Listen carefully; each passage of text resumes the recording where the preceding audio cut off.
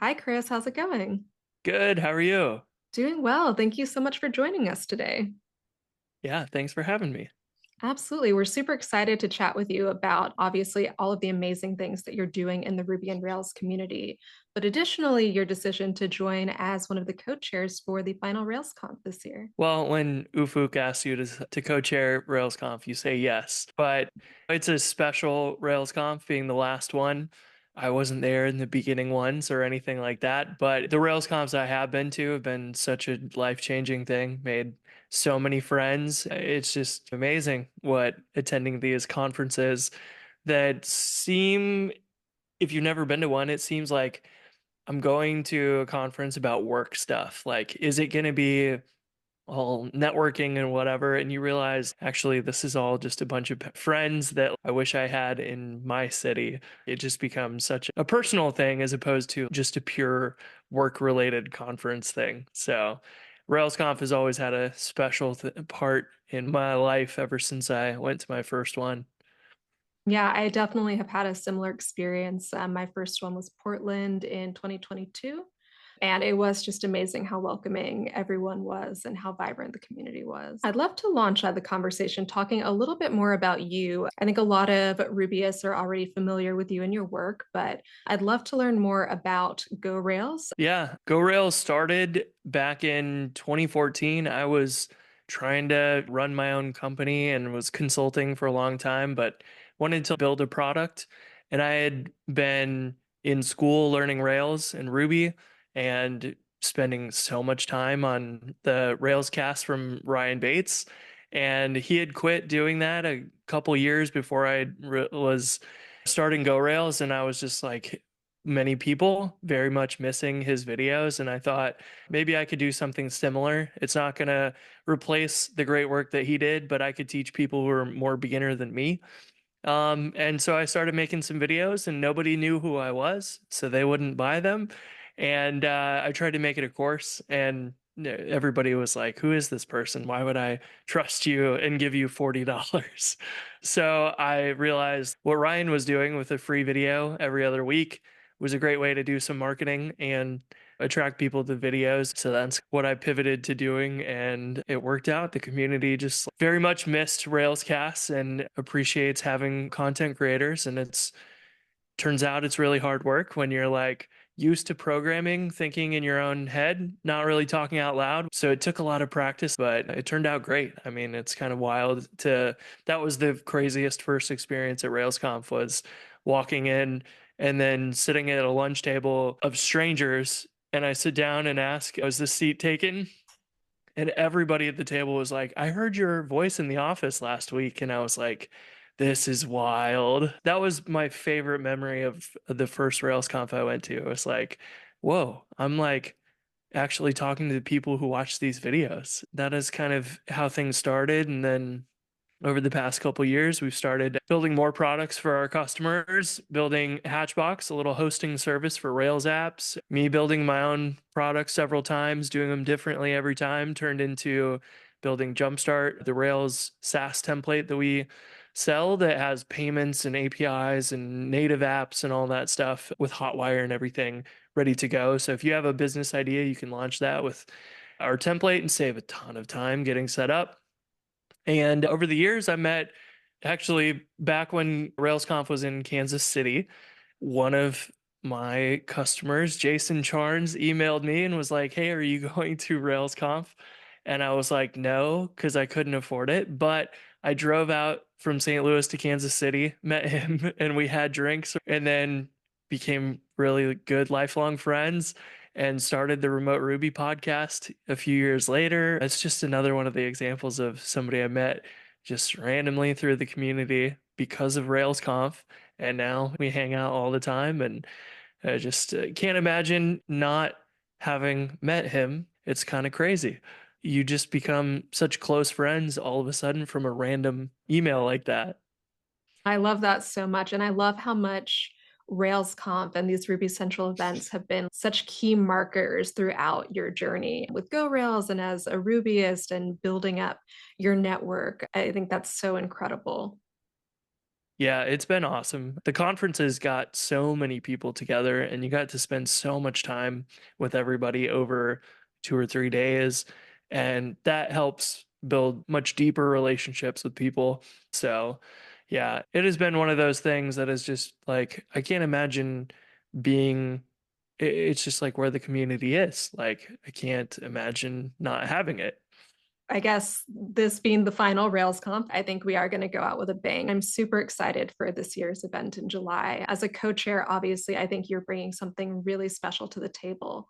I'd love to understand, what was it that inspired you to become a co-chair for this final RailsConf?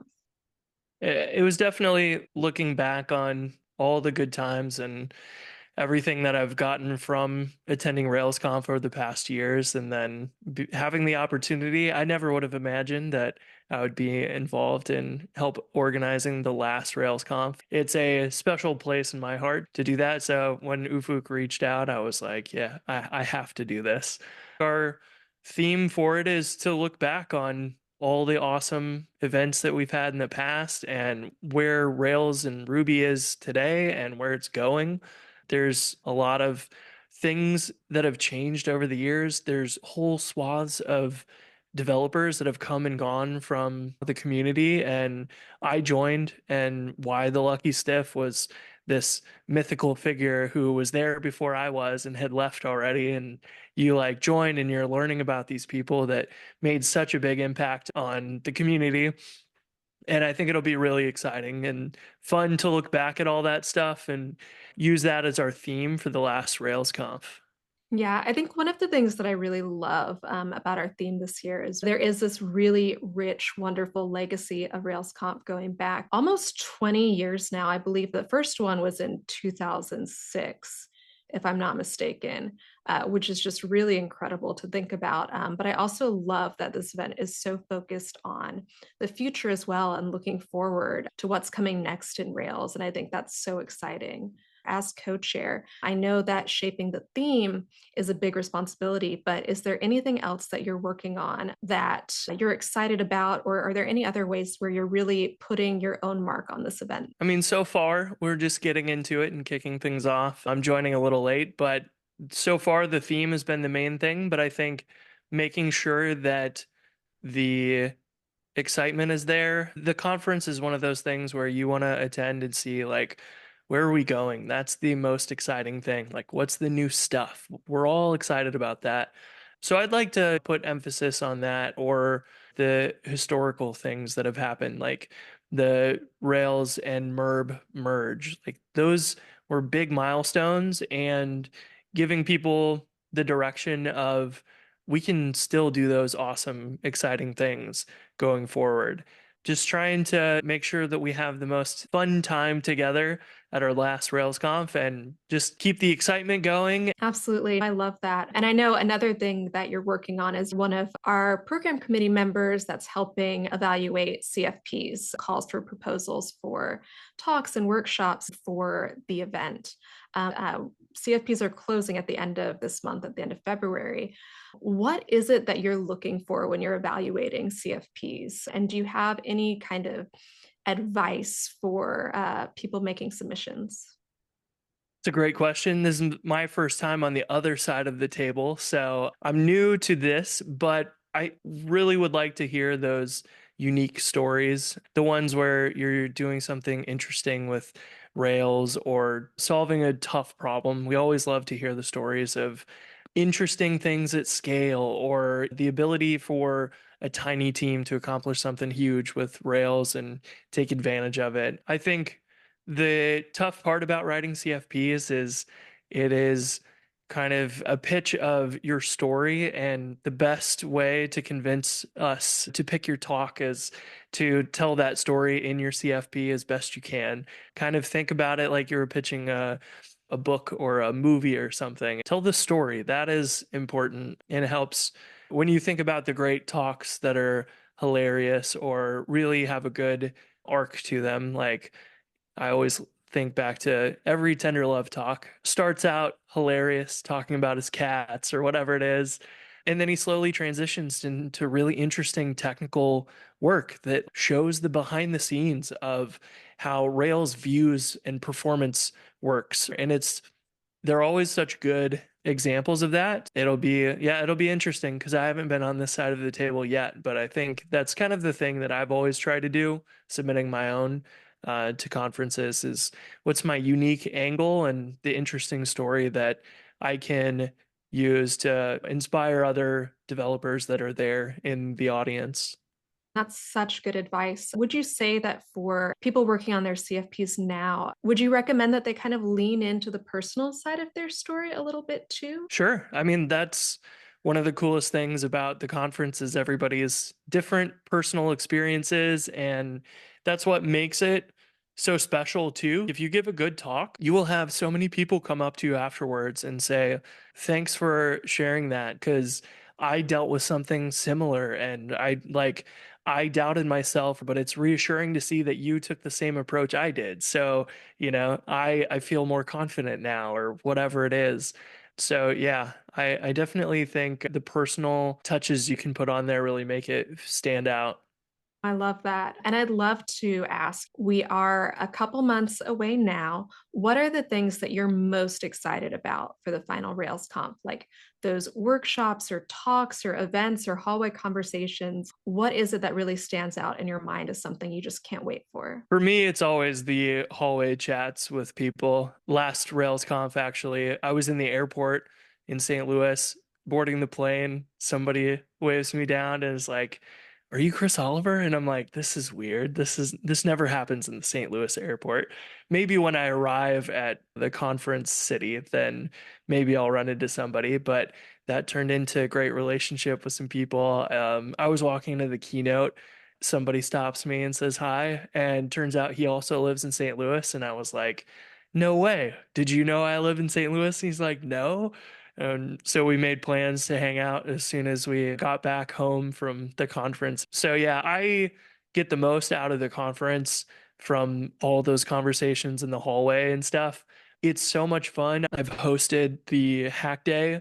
I've given talks, of course, but hosting the hack day was special because it was a great way for people to contribute to some open source that they may not have enough context to just show up on GitHub and make a pull request to something.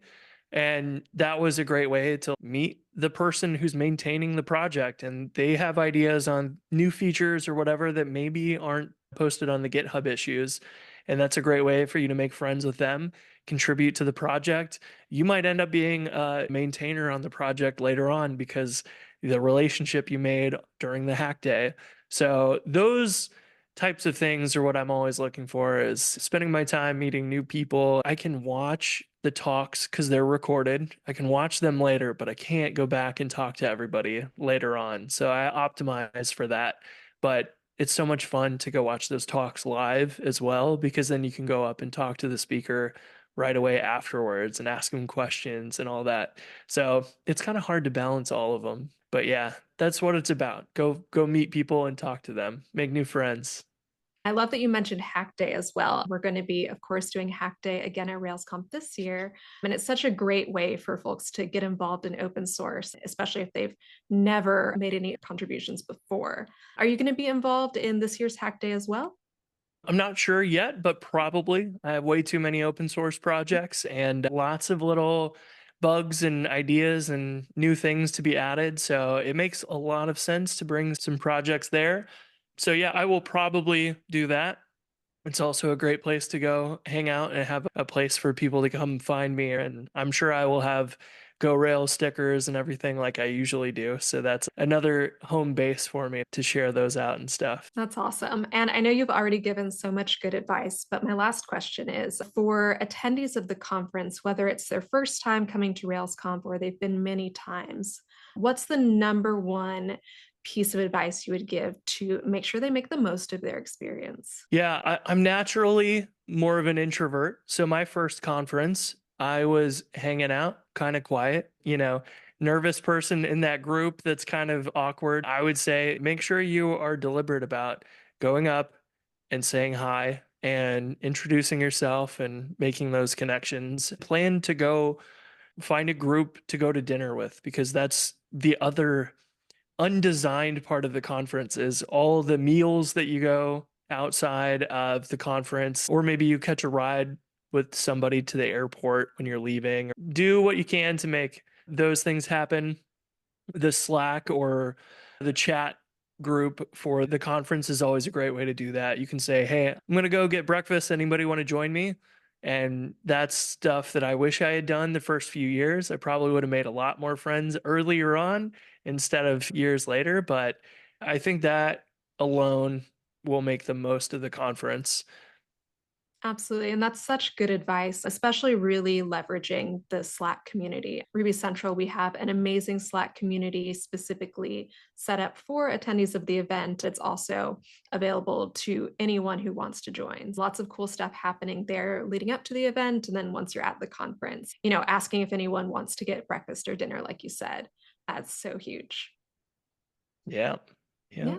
Awesome, Chris. Well, thank you so much again. We really appreciate your time. And we're so excited to not only have you as a co chair this year, but to see you there and to get your help with CFPs and really shaping this conference and making it something amazing for all our attendees. So thank you. Yeah, thanks for having me. I'm super excited. It's the last one, so make sure you plan to come to Philly in July. Drew Bragg promises it will be great in Philly. Drew's another example. Met Drew. I got to go to his wedding, and that's like a friend I would have never made without the conference. So that was so much fun. But we went out to Philly before, had some cheesesteaks and stuff, and a great time. So I can guarantee you it will be a good time in July. Yeah, that'll be here before we know it. It really will. I can't believe it's mid-February already. So Yeah, which is a good reminder. Get those talks submitted to the CFP because that closes when? The end of February February? 28th. So Yeah. still have another, well, by the time this is published, not long, but Yeah, not very long. Get those in. awesome, Chris. Thank you again. Yeah, thanks for having me.